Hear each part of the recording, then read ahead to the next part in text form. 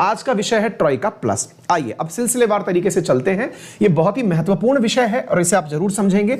GS paper 2 के हिसाब से इंटरनेशनल इंपॉर्टेंस का विषय है, आप इसे समझते चलिएगा।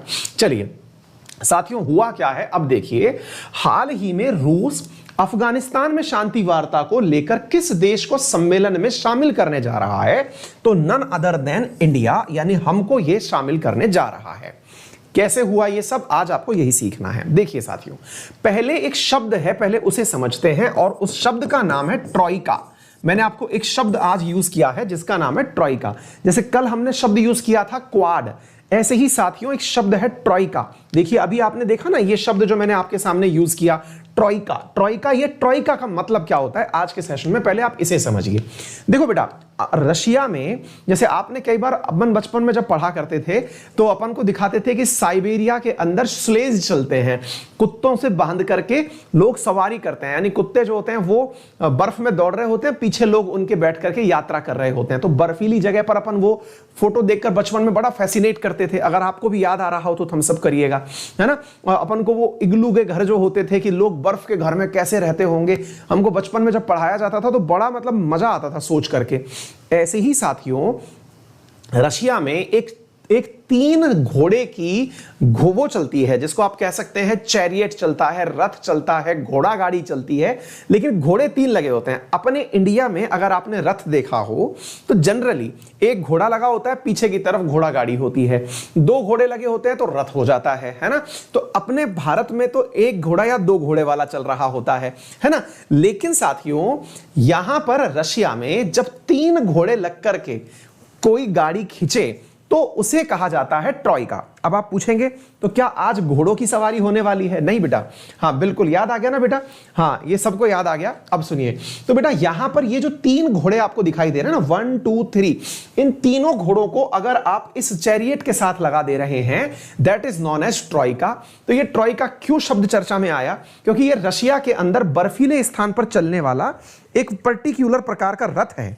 अब आप पूछेंगे तो सर इसको क्यों रशिया ने कहा, यह रथ कहां चलने वाला है? अब मैं आपको वही बता रहा हूं साथियों। रशिया क्या कर रहा है, अपने को एक घोड़ा मानता है, दोबारा सुनिएगा, खुद को एक घोड़ा मानता है, यूएस को दूसरा घोड़ा मानता है, और तीसरा घोड़ा आप कयास लगाएंगे लेकिन फेल मार जाएंगे साथियों। तीसरा घोड़ा वो चाइना को मानता है साथियों। यानी कि इकोनॉमी के हिसाब से वो 3 पिलर मानता है कि ये 3 लोग अगर दुनिया के सोच लिए कि भाई कहां शांति होनी है तो शांति हो जाएगी। साथियों आज से 2 साल पहले अफगानिस्तान में जब अमेरिका जाने के रास्ते बना रहा था कि भाई लौटेंगे यहां से छोड़ के, डोनाल्ड ट्रंप की हरकतों को देख करके पुतिन ने उसी समय दिमाग लगा लिया था कि अगर अफगानिस्तान को शांति वाली जगह बनाए रखना है तो इन तीनों देशों को मिलकर काम करना पड़ेगा। अमेरिका अब तक अपने दम पर काम करता आया था। ऐसी स्थिति में इसने इन तीनों देशों से मिलकर के कहा, यानी खुद से, अमेरिका से और चाइना से, कि देखो बेटा तुमने अपने अपने दम पर सब कर लिया, लेकिन तीनों मिलेंगे तो शांति आएगी। वास्तविकता में एक जेन्युइन बात है ये। लेकिन अब इस जेन्युइनिटी में एक बात और भी है। बात क्या है कि भाई वहां पर बहुत सारे देशों के और भी हित छुपे हुए हैं। किस किस के छिपे हुए हैं? पहला तो भारत ही है जिसने इतना करोड़ों का इन्वेस्टमेंट कर रखा है। दूसरा पाकिस्तान है। जब तक पाकिस्तान को सुमड़ी में नहीं लिया जाएगा तब तक तालिबान के साथ शांति हो नहीं सकती। आप पूछेंगे सर क्या पाकिस्तान इतना पावरफुल है क्या? बेटा पावरफुल नहीं है। असल में दिक्कत यह है कि अफगानिस्तान में जो तालिबान है ना, उस तालिबान को शह देने वाला, उस तालिबान तक हथियार पहुंचाने वाला, उसकी मान्यताओं को सेलिब्रेट करने वाला, उसकी जीत का जश्न मनाने वाला वो पाकिस्तान है। तो एक देश जब आपके बगल में जुड़ा हुआ ऐसे हो कि वो आपके हर चीज की वाह वाह वाह वाह करने लगे तो ऐसी स्थिति में शांति आ नहीं सकती। तो फिर इस ट्रॉइका के अंदर पाकिस्तान को भी इनवाइट किया गया और इसे कहा गया ट्रॉइका प्लस। ध्यान से सुनिएगा, किसको इनवाइट किया गया? पाकिस्तान को इनवाइट किया गया कि भाई आजा तेरे साथ भी बात करेंगे। तो देखिए 3 तो हो गए ट्रॉइका के लोग। इसके अलावा अब अफगानिस्तान के 2 सरकारी लोग बुलाए गए। अफगान की सरकार बुलाई गई जो कि अमेरिका ने स्थापित की थी। इसके अलावा साथियों तालिबान को भी बुलाया गया कि बेटा तुम भी चले आओ, और साथ में पाकिस्तान को भी बुलाया गया। अब आप इस न्यूज को देखिए, ये रॉयटर की न्यूज है आज से 4 महीने पहले की। देखिए आपको मैं ये न्यूज बता रहा हूं, आज से 4 महीने पहले की रॉयटर की न्यूज है। Afghan leaders invited by Russia to meeting on struggling peace processes. मतलब क्या हुआ कि अफगानिस्तान के लीडर्स को रशिया ने बुलाया, इनवाइट किया। कौन सी मीटिंग में? ट्रॉइका की मीटिंग में, कि आइए और अफगानिस्तान में शांति प्रक्रिया कैसे स्थापित की जाए उस पर कार्य करते हैं। पाकिस्तान चला गया। अब इंडिया ने अपने आप को बड़ा ही ठगा हुआ महसूस किया। कैसे? कि यार अमेरिका के कहने पर मैंने अफगानिस्तान में पैसे लगाए। भाई अफगानिस्तान में इंडिया का इन्वेस्टमेंट क्यों हुआ? क्योंकि अमेरिका ने कहा कि भाई अफगानिस्तान में पैसे लगाओ। इंडिया ने इन्वेस्टमेंट इसलिए किया कि सेंट्रल एशिया तक जाने के हमारे रास्ते बनेंगे, हमारा व्यापार बनेगा। ये तो वैसी स्थिति हो गई कि हमारा सपना ही टूट जाएगा। भाई कैसे सपना टूट जाएगा? अब वो देखिए। देखो बेटा, ये अपना इंडिया हो गया। इंडिया के बगल में आपने ये पाकिस्तान देखा। हमारा सपना था कि हम कभी तुर्कमेनिस्तान, उज्बेकिस्तान, किर्गिस्तान, ताजिकिस्तान, इन देशों के साथ में, कजाकिस्तान, इनके साथ व्यापार करें। क्यों करें? क्योंकि बेटा ये जो है ना, ये नेचुरल गैस के और यूरेनियम के तगड़े भंडार हैं। यहां पर जो टेक्नोलॉजी है वो तुलनात्मक रूप से सस्ती है और इंडिया का एक बढ़िया मार्केट है। यहां पर इंडिया बाजार के रूप में इसे यूज करना चाहता है। लेकिन मुसीबत क्या है? हमारी एक तरफ तो दुश्मन बैठा है चाइना, दूसरी तरफ दुश्मन बैठा है, हमने अपने दोनों कंधों पर दो दुश्मन बिठा रखे हैं। एक तरफ बिठा रखा है चाइना, एक तरफ बिठा रखा है पाकिस्तान। मुसीबत ये कि हम यहां पहुंचे कैसे, यानी इस सेंट्रल एशिया में पहुंचे कैसे? इसके लिए हमारे पास एक रूट बना। जब अमेरिका ने अफगानिस्तान में अपना गढ़ बनाया, रूट क्या बना कि यार चलो अब हम अफगानिस्तान होकर यहां निकल लेंगे। तो हम लोगों ने अपने यहां से ईरान से बातचीत करी। ईरान हमारा मित्र था। हमने ईरान को कहा कि यार एक काम करो, तुम अपनी वाली जो जगह है ना, ये देखो मैं आपको मैप में इसको आउटलाइन कर देता हूं ताकि आपको समझने में दिक्कत ना आए। ये अफगानिस्तान हो गया बेटा, है ना। हमने, ये पाकिस्तान हो गया, ठीक है। अच्छा ये आप देख लीजिए, ये पाकिस्तान हो गया। तो हम लोगों ने क्या किया, मैं आपको वही बताता हूं। इधर देखिए, हम लोगों ने क्या किया, ईरान से कहा कि यार तुम अपने यहां से हमें यहां जाने का रास्ता दे दो। इसने कहा ठीक है, अगर आप जाना चाहते हो तो चले जाओ। तो इसी कारण से हमने यहां पर चाबहार पोर्ट का निर्माण किया था। किसका निर्माण किया था? चाबहार पोर्ट का निर्माण किया था कि चलो यार यहां से हम यहां तक जा पाएंगे। तो साथियों, चाबहार से हम लोग अफगानिस्तान पहुंचे। अफगानिस्तान पहुंच करके आपको मालूम होगा, अफगानिस्तान में एक हाईवे है जो कि बिल्कुल किस प्रकार का दिखाई पड़ता है? गले में माला जैसा दिखाई पड़ता है, जिसे हम गारलैंड हाईवे कहते हैं। क्या कहते हैं? गारलैंड हाईवे कहते हैं। इस गारलैंड हाईवे तक हमने कनेक्टिविटी के लिए अपना पहला इन्वेस्टमेंट किया। कौन सा इन्वेस्टमेंट था? यह था साथियों जरांज डेलाराम इन्वेस्टमेंट। यह लगभग 190 किलोमीटर लंबी 4 लेन सड़क है जो इंडिया ने बनाई। क्यों बनाई? बोले यार यहां पहुंच गए एक बार तो यहां से फिर हम इस रूट को पकड़ेंगे और यहां से निकल जाएंगे आराम से Turkmenistan, Tajikistan, Uzbekistan, central Asia country में हम व्यापार कर लेंगे। अमेरिका के कहने पर हमने इन्वेस्टमेंट तो कर दिया। मुसीबत यह फंस गई कि हमने अफगानिस्तान में यह कभी नहीं सोचा था कि अमेरिका भाग जाएगा। अमेरिका भाग गया ट्रंप के नेतृत्व में। अब भाग गया तो यहां पर जो पहले तालिबान था अब वो वापस आ गया। तो हमारे इन्वेस्टमेंट अटक गए यहां पे कि अब हम यहां से जाएं कैसे सेंट्रल एशिया। तो हमारा तो सपना पिट गया। ऐसी स्थिति में इंडिया को यह समझ में आ गया कि सेंट्रल एशिया जाना है तो पहले अफगानिस्तान में जो अपने इन्वेस्टमेंट हैं पहले तो उन्हें बचाओ और यहां के अंदर अपना हाथ बनाए रखो, फिर चाहे तालिबान हो चाहे अफगानिस्तान हो। आई बात समझ में? इस बात को हम करें कैसे?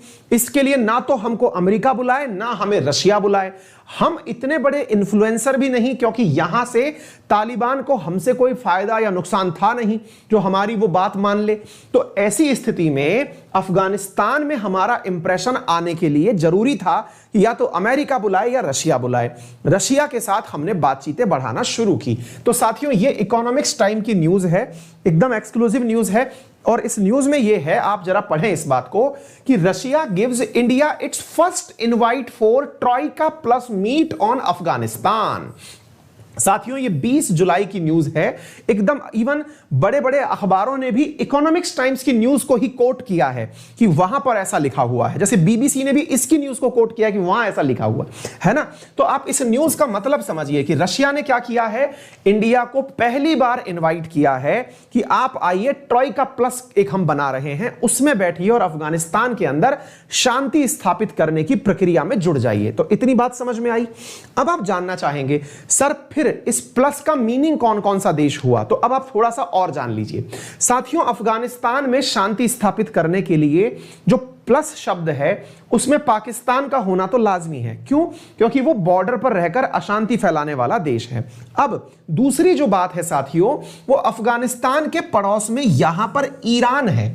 ये जो आप जगह देख रहे हैं, ये पड़ोस की जो जगह आपको दिखाई पड़ रही है, ये ईरान है। ईरान को बुलाया गया था, ट्रॉइका की पहली बैठक में भी बुलाया गया था कि भाई आप भी आओ, क्योंकि आपकी वजह से भी यहां पर शांति आएगी। ईरान ने मना कर दिया कि वहां अमेरिका है, मैं नहीं आऊंगा, लेकिन फिर से उसे इनवाइट किया गया है कि आप आइए, क्योंकि आपके बिना यहां शांति नहीं हो सकती। ऐसी स्थिति में इंडिया को भी बुलाया गया। तो अब देखिए, ईरान आ गया, पाकिस्तान आ गया, इंडिया आ गया, तीनों तो देश ये बुलाए गए हैं। और एक देश और बुलाया गया है, अगर आप उसे पहचान रहे हो तो एक छोटू सा देश है यहां पर, जिसका नाम है कतर, जिसकी राजधानी है दोहा। ये वो देश है जिसकी बात तालिबान मानता है। ये वो देश है जिसकी बात कौन मानता है?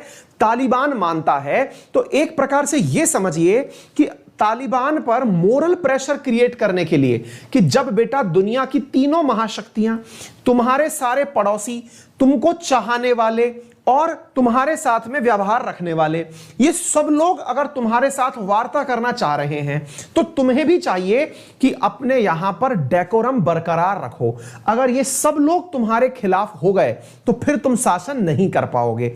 ऐसी स्थिति में अफगानिस्तान की सरकार, अफगानिस्तान के अंदर तालिबान, उससे बात करने के लिए Russia, Pakistan, India, Iran, Qatar, America, China, इन सबको बुलाया गया है। इसे ट्रॉइका प्लस नाम दिया गया है। उम्मीद है आप सभी को इस न्यूज का बेहतरीन विश्लेषण पता चल गया होगा। यह मतलब ऐसी न्यूज है जिसको लेकर के बहुत बार वाद विवाद हो चुका है। ये न्यूज पहले इंडियन एक्सप्रेस ने भी छाप दी थी, मतलब आज से 7-8 दिन पहले छाप दी थी। तो फिर रशिया ने खंडन कर दिया था उस समय तो कि नहीं ऐसा कुछ नहीं हुआ है। लेकिन फिर क्या हुआ, अब वो सुनिए। फिर हुआ ये कि जो भारत के हमारे जयशंकर साहब हैं, ये फिर गए ताशकंद और वहां जाके बातचीत करके आए। अब इस सारी बातें सुनाता हूं आपको। तो साथियों, ये आप यहां पर एक फोटो देख सकते हैं जिससे आपको ये पता चल जाए कि रशिया बातचीत तालिबान और अफगानिस्तान पीस प्रोसेस के लिए कर रहा है। इसकी ये कुछ फोटो हैं और ये देखिए एकदम अपडेटेड न्यूज है। बीबीसी ने भी इसी न्यूज को उठाया है कि भारत को शामिल करने जा रहा है रूस, जयशंकर की कोशिश हुई कामयाब। तो ये जो कामयाब वाला शब्द है, ये क्यों आया? क्योंकि इस स्थिति में जब रशिया के लिए पहले इंडियन एक्सप्रेस ने अपनी तरफ से ही लिख दिया था कि ट्रॉइका प्लस में इंडिया को बुलाया जाएगा, तो इस स्थिति को लेकर के रशिया ने खंडन कर दिया कि नहीं, अभी तक ऐसा कुछ सोचा नहीं है। लेकिन फिर जयशंकर साहब निकले यहां से और गए और वहां जाकर के इस मीटिंग में शामिल हुए, जो कि सेंट्रल और साउथ एशिया की मीटिंग थी।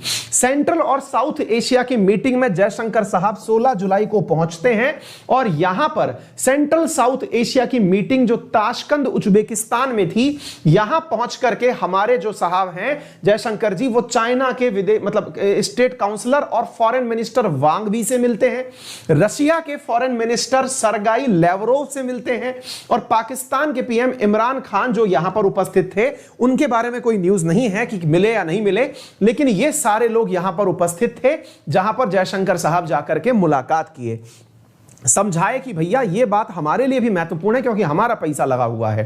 तो ऐसी स्थिति में ये न्यूज आप लोगों के लिए है कि जयशंकर साहब जो है यहां जाके कजाक में अपने काउंटर पार्ट से, विदेश मंत्री से, एससीओ वगैरह इन सबके लोगों से बातचीत किए। ये हैं हमारे विदेश मंत्री जो कि वहां जाकर के बातचीत की और इस बातचीत के सार्थक परिणाम निकले। परिणाम क्या निकले जरा आप उसे यहां देख सकते हैं। यह है आपकी 21 जुलाई 2021 की न्यूज, जरा आप इसे देखें। Russia foreign minister Sergei Lavrov recently stated in Tashkent, referring to the relevant ongoing discussions, the possibility of having India and Iran in the extended Troika format would further enrich its potential in this regard। तो उम्मीद है आप लोगों को यह बात समझ में आ गई होगी।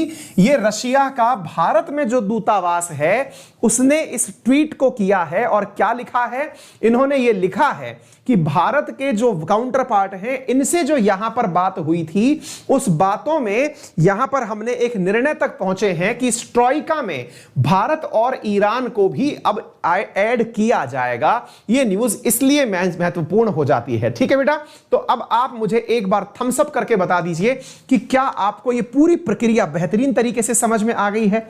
हां जी, जल्दी से एक बार बताइए, क्या आपको यह प्रक्रिया बेहतरीन रूप से समझ में आ गई है? एक बार थम्स अप करिएगा। यह बहुत ही जबरदस्त विश्लेषण दिया है मैंने आपको। यह विश्लेषण आप खुद से खोजने बैठेंगे। मेरी आज सुबह से 1.5 घंटे इस पूरे सवाल को तैयार करने में लग गए।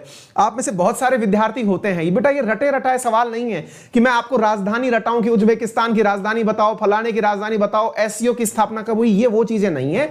इसके लिए थोड़ा चाहिए होता है, इसके लिए थोड़ी एनालिसिस चाहिए होती है। देश दुनिया के तमाम अखबार पढ़ने पड़ते हैं, तब जाके कंक्लूजन निकाल के आता है। कई लोगों की वेबसाइट पे ये ऐसा थोड़ी है कि मुझे रशिया की डिप्लोमेट्स जो हैं वो बता के भेजते हैं कि सर हमारा ट्वीट ले लेना। ये सारी कड़ियां जोड़नी पड़ती हैं दिन बाय दिन कि किसने क्या कहा, फिर सीक्वेंस बनता चला जाता है, तब जाके आपका एक सवाल बन के आता है। ये सवाल ऐसे नहीं, और हर दिन बनाना होता है हमको। ये हमारी रिसर्च सुबह 4 बजे से शुरू होती है, रात 11:30 बजे तक डिसाइड होता है, सुबह 4 बजे से फिर रिसर्च शुरू होती है कि किस क्रम में ये चीजें आएंगी, तब जाकर आपके सामने कोई न्यूज आती है। ये इंटरनेशनल खबरें मजाक नहीं होती हैं, ये रटा रटाया ज्ञान नहीं है कि उठाया और मैंने बता दिया कि बताइए दमित्री सोमरेव कौन है। ये सब चीजें नहीं है। समझिए, अगर न्यूज के बारे में आपको पकड़ लेनी है तो। ठीक है बेटा, अब इंडिया का क्या इन्वेस्टमेंट है, ये यूपीएससी का बहुत बड़ा सवाल बनता है।